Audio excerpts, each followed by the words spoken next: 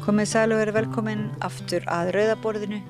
Ég heiti Oddnýju Eir og til mín eru komnir góðir gestir. Það Jan Fernon, mannréttindalögmaður og aðalritari International Association of Democratic Lawyers og Ceren Uysal, mannréttindalögmaður líka og í forsvari fyrir European Association of Lawyers for Democracy og World Human Rights. Svo það nú Ögmundi Jónassyni sem var hjá mér í spjalli fyrir helgi. Takk fyrir að koma aftur. Ég eiginlega bað að koma til þess að hjálpa mér að þýða svona næstum því jafnóðum af því að við náttúrulega eiginlega verðum að tala íslensku sem mest fyrir útvarpsrásinu okkar en tölum hérna á ensku svoleiðis að við reynum að vera fagleg og ræða þetta. Takk, thank you for coming. Pleasure to be inviting. Þau voru ég hlustaði á þau í hádeginu, þá var í dag, þá voru þau með magnaðan eiginlega fyrirlestur ástandið í Rojava héraði, ekki, í Sýrlandi, þar sem hafa átt sér stað mjög mikil ofbeldisverk og morð á Kúrdum. Og þau voru að kynna þarna niðurstöðu réttarhalda og hvernig myndir þú kynna þetta Permanent þessi réttur sem heitir Permanent Peoples Tribunal. Já. Jú, það eiginlega ég á í svolítið vandræðum með að þýða þetta heiti. Ég hef notað þá dómstól til varnar alþýðumanna vegna þess að þetta utan alþjóðlega dómskerfisins en sprottið upp á öðrum forsendum, þeir segja okkur kannski frá því á eftir. Þannig að þetta til varnar því fólki sem á enga vörn í alþjóðakerfinu eða hennum formlega kerfi. Ég held að það dugi sem ágætt þýðing. So you are human rights like specialists and there are many, I assume, many cases and many things to consider in Europe and in the world. Unfortunately. Yeah, and how come you are now been like really researching and working on the justice of Kurdistan or the Kurds, how to say? I'm coming from Turkey originally, and I am not Kurdish, I am Turkish. And for me, I am part of a society that is ignoring the existence of Kurds for years and years, since the first day of the establishment of the Turkish Republic. So it is something natural, like if you are claiming that you are a human rights lawyer coming from such a country, this means that you have to be sensitive and you have to be part of the solution instead of being part of the problem. I think this is the subjective way of saying this, but also objectively being a human rights lawyer means that your work is not only finishing at the courts, you have to go on finding other alternative ways of supporting people around the world, like either Kurds or Palestinians or other people who are suffering under today's barbaric world, let's say, and this should be considered as a part of our profession, in my opinion. Og til að uppfylla þessi skilyrði þýðingu, það má segja að hún segir að það sé að ýmsataka í heiminum þegar horft til mannréttinda og mannréttindabrota og nefnir þarna Palestínu og önnur svæði. En sjálf sé hún frá Tyrklandi og það sé eðlilegt að maður litist í eigin húsagarði þegar líka að ræða jafn hrikaleg mannréttindabrot og hún hefur orðið vitni að það, þá sé eðlilegt að horfa til þess. En það má kannski spyrja hvers vegna Rojava, þetta í norður Sýrlandi, hvers vegna það verður fyrir valinu. Why Rojava? As far as I'm concerned, I've been working with the Kurdish movement also for a few decades. Trial observation in Turkey, in political trials against Kurdish activists, also trials in Europe, because the Kurdish movement has been criminalized in Europe, labeled terrorists, while in fact it's a civil war. And so, from that point of view, I've been following this the Kurdish movement for many, many, many years. And so inevitably then when you have a situation like Rojava, inevitably the friends in Rojava and in the Kurdish friends also turn to those who they have been working with for so many years.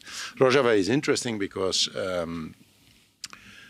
actually the Kurds defeated ISIS in Islamic State in that area and had an extremely important contribution to the victory over the Islamic State. It were actually the Kurds, and especially those who are now in Rojava, who, for example, freed the Yazidis when the Yazidi population was pushed up by ISIS, was isolated on a mountain, Mount Sinjar. So the Kurds broke that blockade and allowed the Yazidis to come down from Mount Sinjar. So they played an extremely important role. And then also they tried to, in this turmoil of war and civil war, which was all around, and also foreign intervention, because it's not only a civil war, it's also a war brought from abroad to Syria. The Kurds tried to set up a societal project which was different. And so it's all these different elements that play together, and then also because the Kurds in Rojava demanded us to do so. Do people generally know where Rojava is? Vaguely, yes. But I think it's important to understand that it's really the north of Syria, which is immediately on the Turkish border. And of course, part of what is happening now is results from the fact that Turkey doesn't want to tolerate a Kurdish entity, a Kurdish-ruled entity in that part of Syria. And so is intervening in Syria in order to establish its own, with its own proxies. Actually, Turkey has been intervening in that area either directly with drone attacks and bombings, etc., but also through a series of organizations, Al-Qaeda, affiliated organizations, which were then used by Turkey. And so, I think the geography is always important. You really have to see how is the geography to understand the contradictions and the different interests that are at stake. Nú verðum við að Nú svolítið, ég mjög fein að þú ert aðalþýðari. Við hjálpumst að þetta. Við gerum það svolítið. Já, hann segist það var sem sagt verið sinnt málefni Kúrda langt skeið í Tyrklandi og annar staðar, og smám saman hafi hann svona komið auga á hvernig þeir voru meðhöndlaðir, og hann tók þátt í réttarhöldum áður 2018 ofbeldisverk sem framin voru innan landamæra Tyrklands, og nú eru þeir að horfa til þess sem að gerðist í norður hluta Sýrlands. Það vita kannski ekki allir hvar Rojava er. Þetta bara svona landfræðilegt heiti héruð í norðanverðu Sýrlandi, og hann vísaði til þess að þar hefðu verið ráðandi á tímabili ISIS og þessi harðlínu öfl sem voru mjög ofbeldisfull og beittu Kúrda ofbeldi sérstaklega. En þeim tókst að ráða niðurlögum þeirra á þessum slóðum, en Tyrkirnir, og þá þurfum maður að hafa í huga landafræðina, að þetta hér að liggur upp á landamærum Tyrklands, þeir vilja ekki sterka Kúrda einingu á þeim slóðum. En svo getur verið að vera að segja líka að þetta, mér fannst líka vera í fyrirlestrinum í hádeginu, að það væri dálítið þökks í Kúrdum að raunverulega andstæðan gegn þessum harðlínu öflum hafi eflst raunverulega. Jú, það er rétt, það kom mjög skýrt fram í hádegisfyrirlestrinum og einnig hér áðan, það er rétt, að Kúrdarnir voru í rauninni þeir einu sem að réðu við ISIS og gátu ráði niðurlögum þeirra og það má bæta því við að Bandaríkjamenn sem upphaflega studdu þessi ISIS-öfl svona meðan að þangað til þeir fóru að sælast í olíu þarna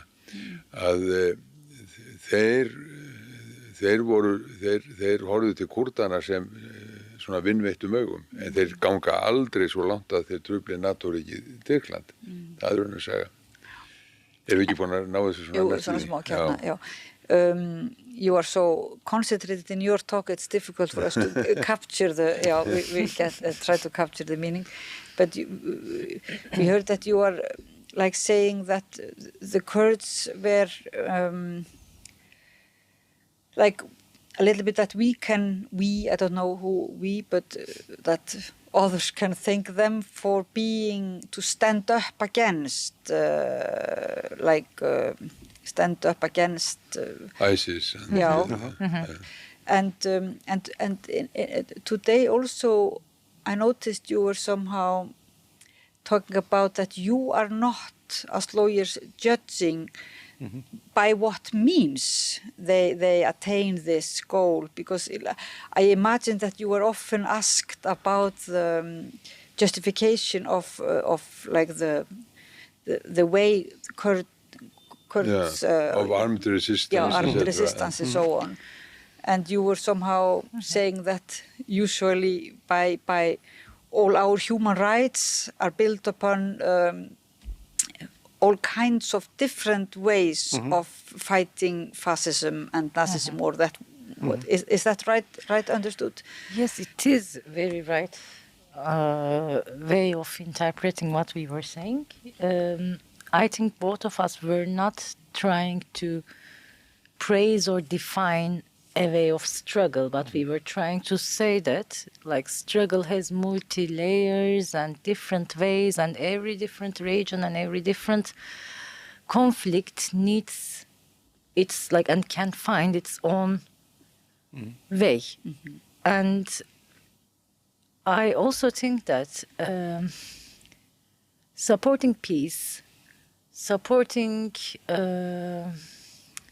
rightful, peaceful demonstration is one thing, which we need. But to be able to do this, then we need to have a better, fair world. And I do not think that as a person who lives in a safe country, who doesn't deal with, who doesn't have to fear from of the drone attacks every day, who didn't lose a lot of members of the family. I'm not only talking about Kurds, but you can just expand this to other regions. Who am I judging people's choices? I am not a person who can lecture them. I am just a person who can use her knowledge to support their right to exist, to support their right to recognize as equal human beings in this world.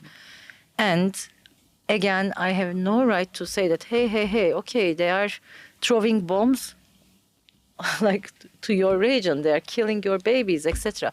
But please, do not do this. Just go and make demonstrations. We saw through the propaganda video of Turkish state, today we also showed it to other people, how Turkish state is dealing with the peaceful demonstrations. When people were dancing, throwing drones, throwing bombs onto them, killing them there. So who am I to criticize this?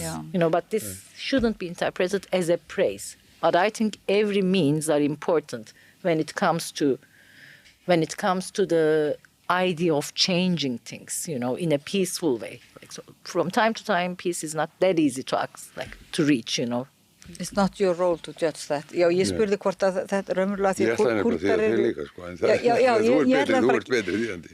Já, hvort að þau hefðu verið kannski þurft að standa skil á því að vera að verja eða rannsaka og tala máli Kúrda sem að hefðu stundum notast við skæruhernað í sinni andstöðu og hún segir að hún getur raunverulega ekki, það sé ekki hennar hlutverk að gagnrýna þær aðferðir sem að svona minnihlutar svona þjóðir nota í hvað viðurögg við ofjarla sem nota ofbeldi og vísar þá til þess að dróna árásar á friðsum mótmæli. Was this video a part of the documents that you had, like because in the tribunal, like you came here today also to Iceland to tell us about the results of your and could you maybe tell us what are the results?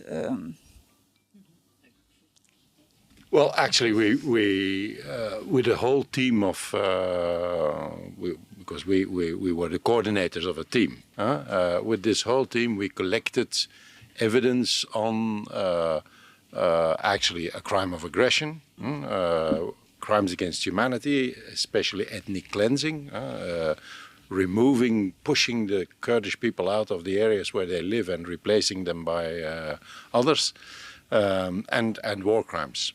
And so we collected evidence, and of course there is evidence from public sources, and the video is very clear there. That is something which was published on X by somebody who participated in the ethnic cleansing and actually provided us with the evidence of their own crimes. But also there are organizations on the ground collected a lot of evidence, witness statements, etc. So there is a process of trying to, because it's a tribunal, it's not just a political meeting, it's not just a political rally. So it's a tribunal, so evidence has to be presented to that tribunal. And so the evidence was, like in any other trial, of very various nature. Video surveillance videos of a school that was bombed, this video from a public source, witnesses who spoke out. And unfortunately, they could not come to Brussels because the security situation, because of the drone attacks that continued, didn't allow them. But with modern technology, we could nevertheless have their witness statements during the tribunal. And so the most important things are ethnic cleansing with a whole series of different aspects to it. Destruction of infrastructure, gas and electricity plants so that people don't have energy to heat their houses, to cook meals, and have to go. Water installations to purify water, to produce drinking water. If you don't have drinking water, then people will move. So it's very systematic. It's a really systematic campaign. Targeted killings also against people with a position in the administration, politicians, female politicians in particular. So there is a whole pattern of crimes that all contribute to a situation where people have to go to survive, where the population has to move and is then replaced. And also, it's not even only the population that is replaced, it's also the practices. For example, in the schools, once the original population, Kurdish population, was removed, then the language in the schools turned to Turkish and Arabic, and Kurdish language was not allowed anymore. So we really have a systematic pattern there of putting pressure, terrorizing the population in order to try to force the population to move. And I think what is important is that we can see that this is the kind of actions that precede actions of genocide.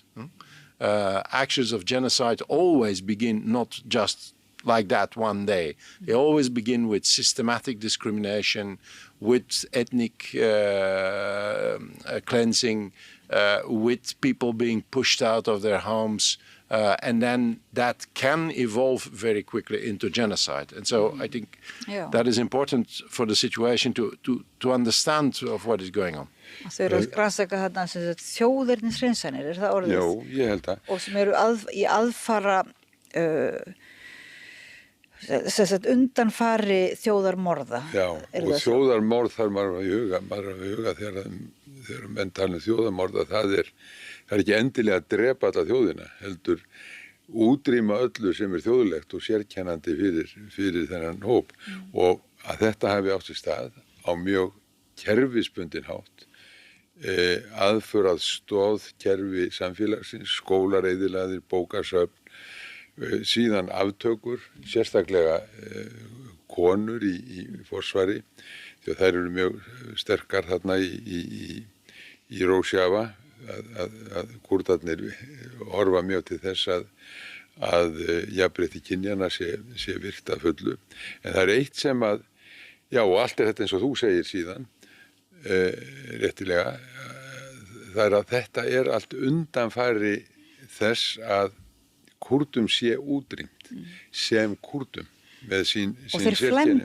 Og þeir eru flemdir á flótta. Já, og sumstaða náttúrulega eins og kom fram í dag á fyrirlesturunum, að þar eru þeir beinlínis flemdir einstaklingarnir reknir úr húsum sínum og fluttir inn nýjir. En það er eitt sem ég held að þurfa aðeins að skýra vegna þess að ég fá að spyrja úti vegna þýðinga minnar áðan. Já. Að one clarification.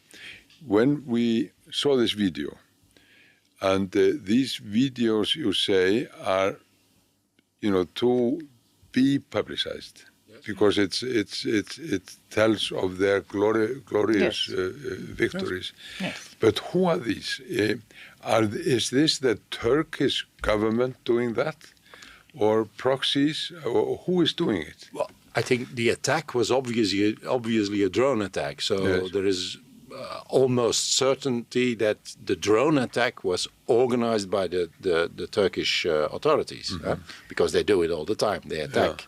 The drones are continuously attacking, and I think that is essentially the work of the Turkish authorities directly.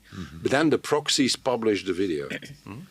I see. And who are the proxies? The proxies in the concrete situation, the Turkish authorities relied in the beginning of the conflict, they allowed people to pass the border, all these people coming from Europe, going to Syria to join the jihadi groups. They were allowed by Turkey to pass the border to Syria. And there is a lot of evidence there. There's also evidence that the Turks armed the jihadi groups. And then they relied on some of these groups, especially HTC, which is actually now the group that took over power in Damascus. They relied on that group to occupy the area of Idlib, which is also in the northwest. And so they relied on these people to occupy Syrian territory, to fight the Kurds. So there's a very, very close collaboration between the two. Þurfum ekki að þýða þetta? Jú, þurfum. Já. Og má bjóða þér að þýða? Þakka þér fyrir.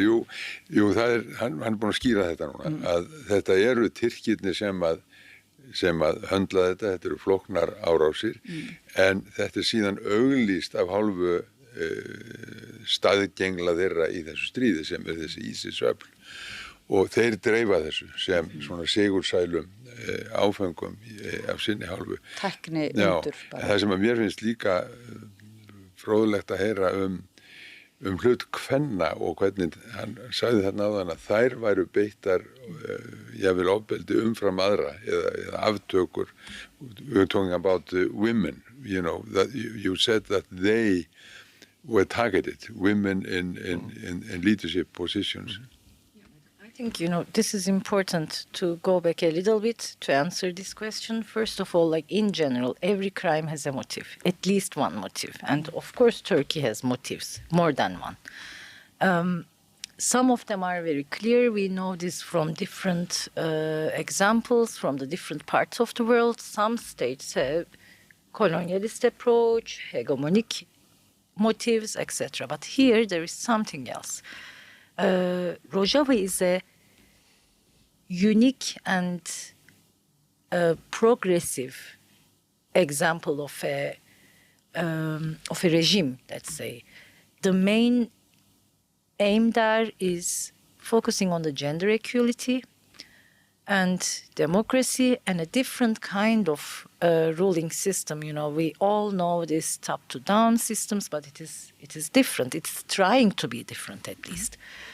So, of course, this is a huge threat for Turkey. You know, one threat, having one autonomous Kurdish structure, because Turkey has its own Kurdish population in the country. And the second thing is the values that are trying to be established in this region. So, of course, women became the target because women are taking position in the administration, etc. But calling it like that, only like that, is not also fair, because I believe that all the other administrative positions are under the risk, because, you know, they are trying to establish this all together. Discourse-wise, of course, women and this gender perspective of the system that is trying to be established there is one of the main targets, we can say. Okay. Það má eiginlega segja að hún segi að jafnréttið í Rojava geti verið smitandi. Ja, það er óttinn við það að hann smiti inn í Tyrkland, that gender equality can be contagious, that it can spread. Þannig hún segir að þetta er svolítið sérstakt því yfirleitt svona að baki svona glæpum, svona stórfelldri aðför að þjóðabrotum og þjóðum það sé alltaf eitthvað mótíf eða eitthvað markmið. Já. Og þarna sé það svolítið sérstakt hafið þau komist að það er umverulega þetta einmitt það að stoppa þetta framfara sinnuðu þróun sem þarna hefur átt stað og jafnréttisþróun. Já. Að stöðva hana í fæðingu, þannig að því hún sé smitandi. Ég var að stela til að líta á klukkuna hérna á þarna, því að þú sagðir þetta virði svona hálftími. Mér finnst eiginlega ekki hægt að skilja við á þess að vita, nú erum við að fá þessar fréttir að Kúrdar vilja leggja niður vopn, eða PKK vilja leggja niður vopn. Á það við Kúrda í Tyrklandi einu eða ekki ætlaði að leggja niður vopn í Rojava? We have news. We heard in the news that the PKK, Abdullah Öcalan, want to lay down arms. Does that apply to Kurds in Turkey and in the mountain regions? It doesn't apply. Does this apply to Rojava or what? Or is this unclear? They are still waiting for response, of course, from the Turkish side. I think it's a complicated question. What we can rely on, let's say, is the public resource here, right? Yes. And even though there are a lot of connections, PKK is a different different entity, and Rojava has its own entities. So, PKK has only, like what I understood, PKK has the right to dismiss itself, but cannot make comment about the other entity. But I don't know, for them, it depends on the regional situation, and maybe in a couple of months we will hear something else. This I cannot say. But you are lawyers, you are not political, it is, yes. This is like you said in the today, and you were even saying that as you say, you need all means to fight against violent regimes. But for you, this tribunal, like this research and this Réttarhöld tribunal. Tribunal, This has a huge meaning. You say it is maybe even more powerful than only fighting like as political parties, or it has an extra value, or what? Yes, I think it has an added value in the sense that it's a tool. it's a tool to fight what Jean-Paul Sartre called the crime of silence, which means struggles that are conducted without having access to the international opinion. And I think we've seen from the past how important that was. The war in Vietnam was won on the ground in Vietnam, but also by the solidarity movement throughout the world. The struggle against the apartheid regime in South Africa was won, of course, by the organizations, anti-apartheid organizations in South Africa. But at the same time, I think it would have been impossible to reach that solution without this huge international solidarity movement. And so I think the added value of such a tribunal is that it's not just a political rally. It's not just the victims saying, hey, we have this problem and so we try to inform you. It's not like a leaflet of or an information brochure of the local people. It has passed through the filter because of the fact that it's a tribunal. It has passed through the filter of the opinion of people with high moral, professional standards. In this tribunal, for example, we had two former judges from the Italian Supreme Court, a professor of international law, a former UN expert on the equality of women, somebody who has been active as a journalist during her whole career in international matters. And so all these people know what they talk about. And so when the victims say, we have this evidence, could you please have a look at it and then give your opinion about it, it creates an extra layer. It creates an extra possibility for the victims after that to go to all these institutions for which the judges have formulated recommendations, the Turkish authorities, the Council of Europe, the European Union, the United Nations, etc., and go and say, well, this is not what we share with you as information. This has gone through the filter of these judges who looked into it and who found that there are indeed violations and who made recommendations for you. And so I think that is the extra from a tribunal compared to other ways of communication. We want to try to translate this extra, what's the extra about it. But afterwards, I wanted to ask you, like, maybe meanwhile, while we are translating, you can maybe think about, because it's a little bit, you talked about hope, and we cannot just be so pessimistic today. We need to have hope. But so my question is very maybe wrong. Is it, what do you think about all this work that you have done, like as specialists, in collaboration with other specialists, and like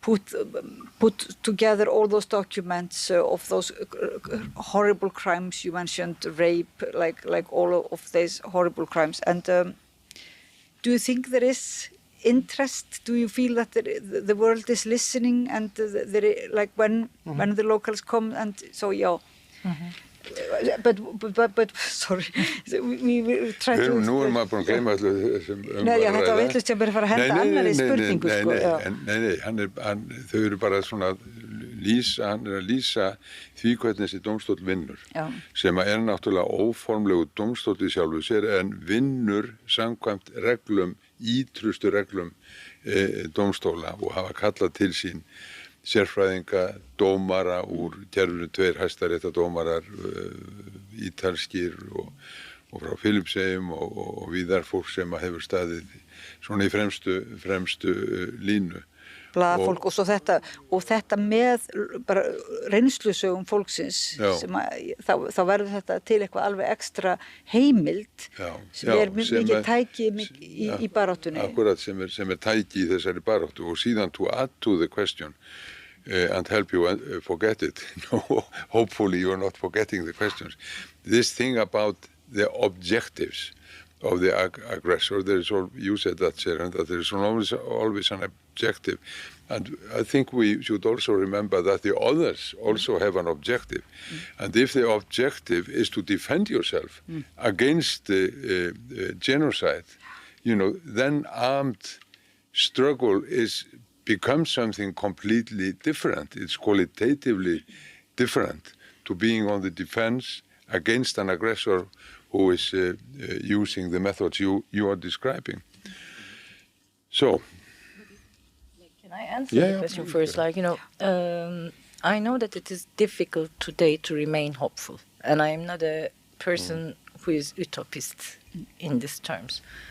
And if you remember today, I said that I believe in people, but I also believe in two different things. One is the accumulation, like everything, every effort, they're coming together.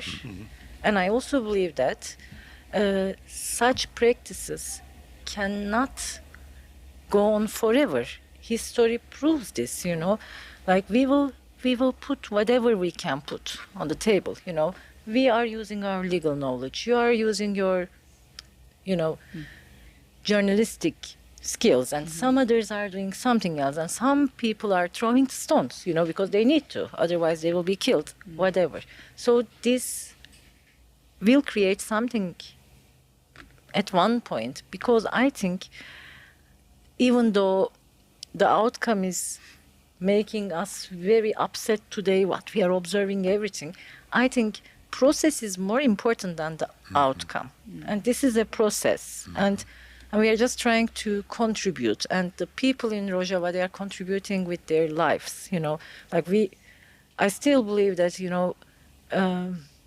all of us feel safer because of their fight against ISIS now. So there is, and now we are trying to use ours to protect them. So this should be like that, but at one point I believe that with such works, with documentation of crimes, with, with explaining the stories, not just the political stories, but human stories, people's backgrounds, showing those people's faces, explaining their personal lives, all this will help the public to understand, because in today's world, we know that the wars are not only organized by guns. Information, manipulation is one of the strongest tools of the states who are committing the crime of aggression. I found it heartening when you refer to the people who are defending human rights, whether in word or with arms, as they may be forced to do, as they have been in Rojava, that I think back to a young Icelander who went there and was killed in Afrin, Haukur Hilmarsson, some years ago, in an idealist and staunch fighter for human rights. And you were saying these people were fighting and struggling on behalf of all of us, and I really feel that. Við erum að tala hérna það er svo margt sem að kemur upp. Já, hún segir bara það er ekkert auðvelt að vera vongóður, og það er ekki kannski spurning hvað heldur hún trúir á þetta samtakamáttir öfrulega, að það er svona vinna sem þau hafa verið að vinna í svona eins og mjög markvisst heimildaöflun og fara í gegnum það að bæði á lögfræðilegan hátt og öfrulega koma lögfræði áliti, þetta er eins og réttarhöld bara, réttarhöld, að það hefur mikinn mátt þegar að það eru með öllu hinum aðferðurum, allir hinn í baráttunni, og hún vill að minna á líka að það hefur mikil áhrif, það er ekki bara byssur sem að eru notaðar, það er alveg jafn sem að ráða úrslitin, það er ekki þess, akkurat. I think your message is very powerful. The message is of solidarity, and that we must not become part of the crime of silence.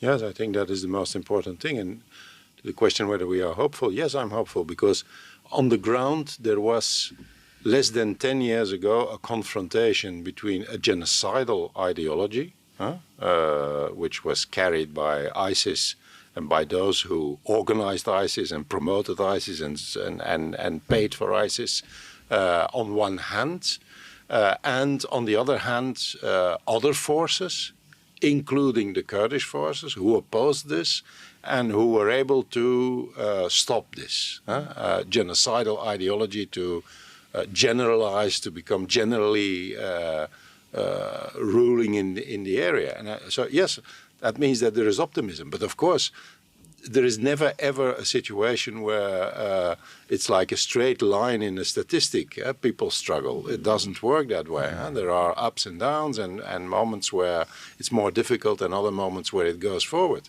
The fact that now the Turkish proxies are controlling Damascus creates a new situation for the Kurds. But on the other hand, I'm quite sure that if you look at what is happening now in Syria, the south occupied by Israel, large part, in Damascus, Turkish puppets who are not actually, I'm quite sure they're not able to form a state or to create institutions, normal institutions, and in the north, the Kurds. So I think the Kurds have now become a factor of stability for the whole, because on the ground, I think it's the only ones, who can realize, who have a chance to realize the right of self-determination, not only for the Kurds, but also for the Syrian people. Yes. But in Iran also, the Kurds are also in Iran. Yeah, they're in Iraq, also in Iran, in Iraq, in Turkey, so they're scattered over different countries. But their situation is also very different from country to country. It's not one single, it's complex, but in Syria, they're, as far as I'm concerned now, the factor of stability. They are the ones who can take the country out of the mess and pull it towards, again, I would say, self-determination for all the people living in Syria. Whether they will succeed, whether they will be able to do so, whether they will choose to do so, that's a different matter. But in a sense, yes, there is a factor of hope there. But you see it like the Kurdish, the perspective from the perspective, the side of the Kurds.